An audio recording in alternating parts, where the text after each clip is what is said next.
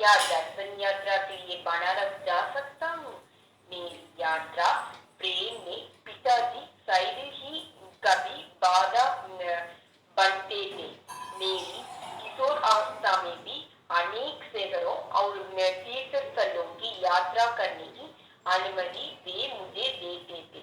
साधारणतः मेरे साथ मेरी एक या अधिक मित्र होते। पिताजी द्वारा प्रथम श्रेणी के निर्वासों पर हम लोग आरंभ पूर्वक यात्रा करते। हमारे परिवार में काना दोस्त लोगों के लिए पिताजी का रेलवे अधिकारी का पद पूर्णता है संतोष पत्र था। पिताजी ने मेरे अनुरोध पर तथोचित विचार करने का वचन दिया। दूसरे दिन मुझे अपने पास बुलाकर उन्होंने बरेली से बनारस जाने आने का एक पास ₹1 की कुछ नोट और 2 पत्र देते हुए कहा, मुझे बनारस के अपने मित्र केदारनाथ बाबू को एक कार्य के विषय में कुछ प्रस्ताव भेजना है।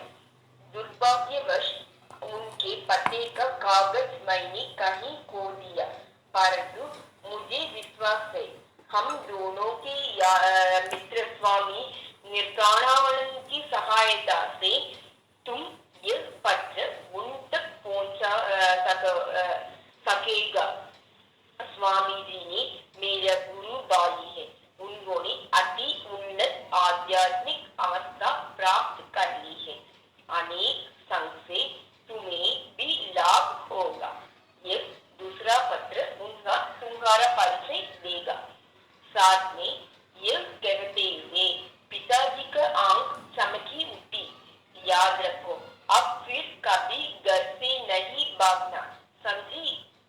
अपनी 12 वर्ष की आयु में उत्साह के साथ निकल पड़ा। बनारस पहुंचते ही सीधे स्वामी जी के निवास स्थान को और चल पड़ा। सामने के द्वार खुला था। मैं दूसरी मंजिल पर स्थित एक लंबे हॉलनुमा कमरे में जा पहुंचा। फर्श से कुछ ऊंची उठी हुई एक चौकी पर स्टूल का एक व्यक्ति केवल एक अधो वस्त्र धारण किए हुए चट्टान पर बैठे थे। उनका होंठों पर शांत सुंदर मुस्कान खिल रहे थे। मेरे आवानित प्रवेश के संकोच को दूर करने के लिए किस चित परिचित मित्र की बांधे में उन्होंने मेरा स्वागत किया। बाबा आनंद बालावस्तुक आवाज में उन्होंने इन शब्दों के साथ मेरा हार्दिक स्वागत किया। मैंने घुटने टेककर उनका चरणोस्पर्श किया। क्या आपकी स्वामी प्रणवानंद जी है? उन्होंने स्वीकार सिर हिलाया। तुम भगवत की बेटी हो? इससे पहले मुझे अपनी जेब से पिताजी के पत्र निकलने का अवसर भी मिल पाता। उनके शब्द निकल चुके थे। आश्चर्यचकित होकर मैंने पिताजी के के लिए दिया हुआ अपना परिचय चित्र निकालकर उनके हाथ में दिया, जो अब निर्धरक जान पड़ता था। तुम्हारे लिए केदारनाथ बाबू को मैं अवश्य ढूंढ निकालूंगा। संत ने पुनः एक बार अपनी आदृंदित दृष्टि से मुझे विस्मित कर दिया। तत्पश्चात उन्होंने पत्र पर एक दृष्टि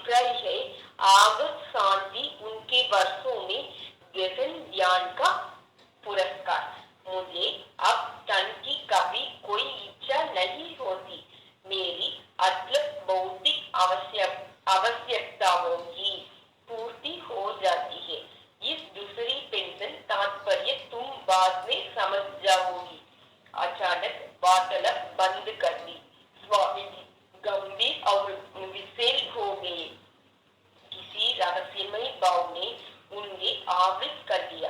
प्रारंभ में तो उनकी आंखों में चमक उठी, जैसे किसी आकर्षक वस्तुओं को दिख रहे हो। बाद में निस्तब्ध हो गई। मैं उनकी इस अचानक मौन से उद्विग्न हो गया। उन्होंने अभी तक मुझे ये नहीं बताया था कि मैं अपने पिताजी के मित्र से कैसे मिल सकूंगा। तनिक बेचैन होकर मैंने उस काले कमरे दृष्टि में दौड़ाई, जिसमें हम दोनों के अतिरिक्त और कुछ भी नहीं था। जिस चौकी पर वे बैठे थी, उसके नीचे रखी उनके घाट की गड़वा पर मेरी दृष्टि पड़ी। छोटे महाशय, चिंता मत करो, जिनसे तुम मिलना चाहते हो वे आधे घंटे यहाँ पहुंच जाएंगे। योगेश्वर मेरी मन की पढ़ रहे थे। उस समय ये कोई नहीं बड़ी बात भी नहीं लग रही थी। उन्होंने पुनः गहन मौन धारण कर लिया। जब मेरी घड़ी से मुझे पता चला कि 30 मिनट बीत चुके हैं, तब स्वामी जी स्वयं ही उठ गए। लगता है केदारनाथ बाबू दरवाजे के निकट पहुंच गए हैं, उन्होंने कहा। मैंने सीढ़ियों से किसी के ऊपर आने की आवाज सुनी। विस्मित आवोद्यता में अचानक डूब गया। असमंजस में मेरे विचार दौड़ने लगे। बिना किसी संदेश वाहक का उपयोग किए पिताजी के मित्र को यहाँ बुलाना कैसे संभव हो सकता है। मेरी यहाँ आने के बाद स्वामी जी ने तो मेरी अतिरिक्त किसी से भी बात नहीं की है। मैं चुपचाप उठकर कमरे से बाहर आ गया हूँ। सीढ़ियों में उतरने लगा। आधे रास्ते में ही माध्यम से कद के एक दुबले पतले गौस्वत व्यक्ति में मेरी भेंट हुई। वे किसी जल्दी में लग रहे थे। क्या आप केदारनाथ बाबू हैं? मेरी आवाज में उत्तेजना स्पष्ट थी। हाँ, और तुम भगवती के बेटे हो ना, जो मुझसे मिलने के लिए यहाँ प्रतीक्षा कर रहे थे। मैं मित्रपूर्ण ढंग से मुस्कुराया। महाशय, पर आप यहाँ कैसे आए? उनके उपस्थित से मुझे विस्मयकारी रोज अनुभव हुआ। आज सब कुछ रहस्यमय लग रहा है। 1 घंटे से में कम समय पहले मैंने गंगा स्नान समाप्त किया ही था। स्वामी प्रणवानंद जी ने मेरे पास पहुंच गए। मैं सोच भी नहीं सकता हूँ उन्हें कैसे पता चला कि मैं उस समय वहां था। भगवत की बेटा मेरे घर में तुम्हारी प्रतीक्षा कर रहा है, उन्होंने कहा। क्या तुम मेरे साथ चलोगी? मैं खुशी से तैयार हुआ। हम लोग हाथ में हाथ डालकर चलने लगे, किंतु कड़वाओं को पहनने में बावजूद मैं स्वामी जी आश्चर्यजनक ढंग से मुझे पीछे छोड़कर आगे निकल गए। हालांकि मैं ये मजबूत जूते पहने हुए था। फिर प्रणवानंद जी ने अकस्मात रुककर मुझसे पूछा, मेरे घर पहुंचने में तुम्हें कितना समय लगेगा? लगभग आधा घंटा। मुझे अब कुछ और काम है। उन्होंने एक रहस्यमय दृष्टि मुझे पर डाली। अब मुझे तुम्हें पीछे छोड़कर जाना होगा। तुम सीधे मेरे घर पहुंच जाओ, जहां मैं भगवती के बेटे तुम्हारी प्रतीक्षा कर रहे होंगे। मैं उनसे कुछ कह सकूं इससे पहले ही तेजी से मेरे पास से निकल गए और भीड़ में अदृश्य हो गए। मैं जितना तेज चल सकता हूँ उतना तेज चलकर यहाँ पहुंचा हूँ। केदारनाथ बाबू ने इस कथन में और भी हदबुद्धि हो गया। मैंने उनसे पूछा कि स्वामी जी कब से जानते थे? पिछले वर्षों से हमारी कुछ मुलाकातें हुई थी। हर हाल में कभी भेंट नहीं हुई। आज पुनः स्नान घाट पर उनसे मिलकर मुझे बहुत खुश हुई। मुझे अपनी कानों पर विश्वास नहीं हो रहे हैं। मेरे दिमाग तो नहीं फिर रहा है। क्या आप उनसे मन की दृष्टि से मिले थे या वास्तव में देखा था? उनके हाथ का स्पर्श किया था? उनका पद सुनी थी? तुम कहना क्या चाहते हो? गुस्से से उनका चेहरा तमतमा गया। मैं तुमसे झूठ नहीं बोल रहा हूँ। क्या तुम ये नहीं समझ पा रहे हो कि केवल स्वामी जी के द्वारा ही मुझे पता चल सकता था कि तुम यहाँ मेरी प्रतीक्षा कर रहे हो। पर ये देखिए, मैं 1 घंटे पहले यहाँ आया और तब से अब तक स्वामी प्रणवानंद जी ने एक क्षण के लिए मेरी दृष्टि से ओझल नहीं हुए। मैंने सारी कहानी उनके सुना दी और स्वामी जी और मेरे बीच वार्तालाप भी उनके सामने दोहरा दिया। उनकी आंखों फैल गई। हम लोग इस भौतिक युग में ही जी रहे हैं या सपने में देख रहे हैं? मैंने अपने जीवन में कभी भी इस प्रकार का चमत्कार देखने पाने की आशा नहीं की थी।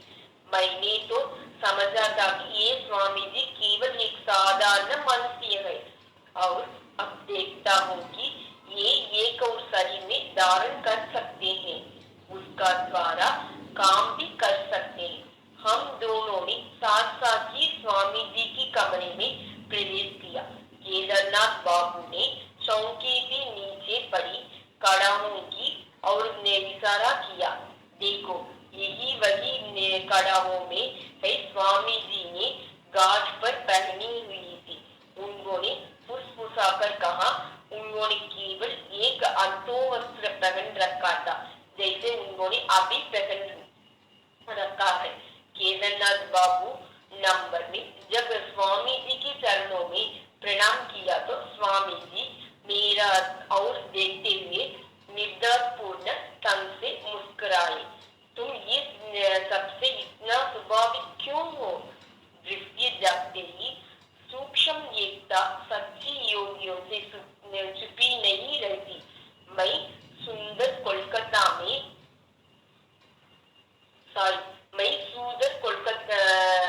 कोलकाता में रहने वाले अपने शिष्य के सामने क्षण भर की प्रकट होकर उनसे वार्तालाप कर सकता हूँ। वे भी इस प्रकार स्थूल जगत की प्रत्येक बाधा को अपनी इच्छा अनुसार पार कर सकते हैं। मेरा बाल हृदय में आध्यात्मिक उत्साह जगने की उद्देश्य ही स्वामी जी अपने दूरश्रवण और दूरदर्शन के योग बल के बारे में मुझे बताने के लिए राजी हुए। परंतु उत्साह के बदल मुझे विसंयुक्त भय का अनुभव हुआ। चूंकि मेरी ईश्वर खोज एक विशिष्ट गुरु सवरजी के मार्गदर्शन में ही होनी तय थी, जिनसे मैं अभी मिल भी नहीं था। अतः प्रणवानंद जी ने अपना गुरु मानने की कोई प्रवृत्ति मेरे मन में नहीं उठी। मैंने यह सोचते हुए उनकी और संकुचित मन से देखा कि मेरे सामने बैठे हुए ये स्वयं ही थे या उनके प्रतिरूप था। स्वामी जी ने मेरे और आत्मज्ञान कराने वाली दृष्टि से देखते हुए तथा अपने गुरु महाराज के विषय में कुछ प्रेरणादायक बातें बताते हुए मेरी आशाएं दूर करने की चेष्टा की। जितने योगियों की मैं जानता हूँ, उन सब में लावणी महाशय सबसे महान योगी थे। वे निर्दय के साक्षात ईश्वर थे। मैंने मन ही मन सोचा था कि शिष्य भी इच्छा मात्र से ही एक और रक्त मांस उसके शरीर में धारण कर सकता है, तब उसके गुरु के लिए कौन सा चमत्कार करना असंभव होगा। गुरु की सहायता कितनी अमूल्य होती है वह सुनो। मैं गुरुदेव की एक अन्य शिष्य के घर निश्चित रात में 8 घंटे ध्यान किया करता था। दिन में हम दोनों रेलवे कार्यालय में काम करते थे। वर्ग कार्य की निर्दर कठिनाई होते हुए पूरा समय ईशा चिंतन में लगने और मेरी इच्छा हुई 8 वर्ष तक आधी रात में ही ध्यान में ही बिताता था। इस साधना के अद्भुत परिणाम मुझे प्राप्त होते थे। गहरी आध्यात्मिक अनुभूतियों में से मन में ही ज्ञान और प्रकाश फैलता था, परंतु उस आनंद परमात्मा और मेरी बीच सदैव एक जीना पर्दा बना रहता था। आदि मानवी एकता और निष्ठा के साथ प्रयास करते रहने की मैंने पाया कि परम निर्धारित एकात्मा से मैं वंचित हूँ। एक दिन सायंकाल में लाहरी महाशय की सेवा में उपस्थित हुआ। माध्यता के लिए मैंने उनसे प्रार्थना की। हठपूर्वक सारी रात उनसे आग्रह करता रहा। करुणा सागर गुरुदेव, मेरी आत्मा इतनी तड़प रही है, मैं इस प्राण प्रिय परम प्रेमी के प्रत्यक्ष दर्शन बिना और जीवित नहीं रह सकता। तो मैं क्या कर सकता हूँ? तुमसे अधिक गहराई से ध्यान करना पड़ेगा। मैं आपसे प्रार्थना करता हूँ, हे प्रभु मेरे स्वामी, मैं आपका अपने समक्ष इस भौतिक शरीर में प्रकट देख रहा हूँ। मुझे आशीर्वाद दीजिए कि अपने अनंत स्वरूप में आपके दर्शन कर सकूं। नागरी महाशय ने आशीर्वाद मुद्रा में हाथ उठाते हुए कहा, तुम अब जाकर ध्यान करो। मैंने तुम्हारे लिए ब्रह्मा से प्रार्थना कर दी है। आप परिमित आनंद से उल्लसित होकर मैं घर लौटा। उस रात ध्यान में मुझे अपने जीवन के ज्वलंत परम लक्ष्य में प्राप्त हो गई। अब मुझे निरंतर वह आध्यात्मिक पेंशन मिल रही है। उस दिन से फिर कभी वह आनंद पूर्ण स्पष्ट माया की किसी पर्दे के पीछे छुपाकर मेरी दृष्टि से ओझल नहीं हुआ। प्रणवानंद जी ने मुख्य मंडल दिव्य तेज से चमक रहा था। एक अलौकिक शांति मेरी हृदय में प्रवेश हुई। सारा भय नष्ट हो गया। फिर स्वामी जी ने अपने एक बात मुझे बताई। कुछ महीनों बाद मैंने फिर लाहरी महाशय की चरणों में उपस्थित हुआ और उनके आत्मिक वर्तमान के लिए कृतज्ञता प्रकट करने का मैंने प्रयास किया। फिर मैंने दूसरी एक बात छेड़ी। दयानिदान गुरुदेव, मैं अपनी ऑफिस में काम नहीं कर सकता। कृपा करके मुझे मुक्त कर दीजिए। ब्रह्मा मुझे निरंतर मदमस्त बनाए रखता है। अपनी कंपनी से पेंशन के लिए अर्जी करो। इतनी अलग की नौकरी के बाद पेंशन के लिए क्या कारण बता सकूं? जो मैंने आए वाली बात जो अगले दिन मैंने पेंशन के लिए आवेदन दे दिया। डॉक्टर ने समय पूर्ण पेंशन के लिए कारण पूछा। काम करते समय मेरे रीढ़ में मुझे काबू करने वाली कोई अत्यधिक तीव्र संवेदना तो उठती है। वह मेरे शरीर में फैल जाती है और फिर मैं अपने कर्तव्यों को निर्वाह करने में असमर्थ हो जाता हूँ।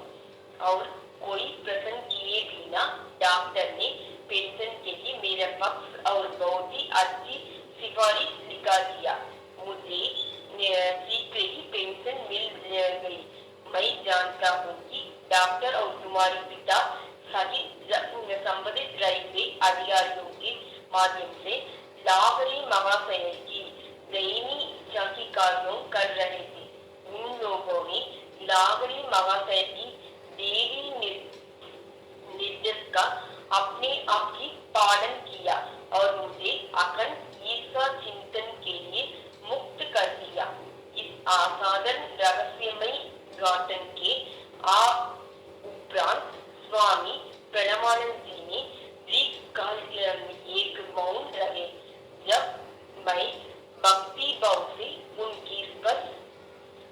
उनका चरण स्पर्श कर उनसे जाने के लिए अनुमति मांग रहा था, तब उन्होंने आशीर्वाद दिया।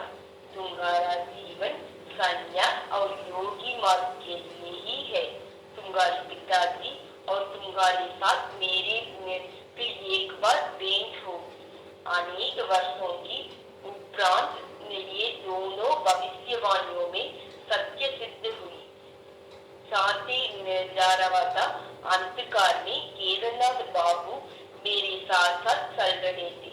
मैंने उनके पिताजी का पत्र दिया और उन्होंने सड़क पर लगी रोशनी के प्रकाश में पढ़ा। तुम्हारे पिताजी ने इसमें अपने रेलवे कंपनी की कोलकाता कार्यालयों में मुझे एक पत्र ग्रहण करने का प्रस्ताव दिया है। स्वामी प्रणवानंद जी ने को मिलने वाली पेंशन से कम एक पेंशन का अधिकारी हो पाना कितना सुखद होता, परंतु यह असंभव है। मैं बनारस छोड़कर नहीं जा सकता। खेद है कि एक साथ दो शरीर धारण करने का मेरा समय अभी नहीं आया है। धन्यवाद।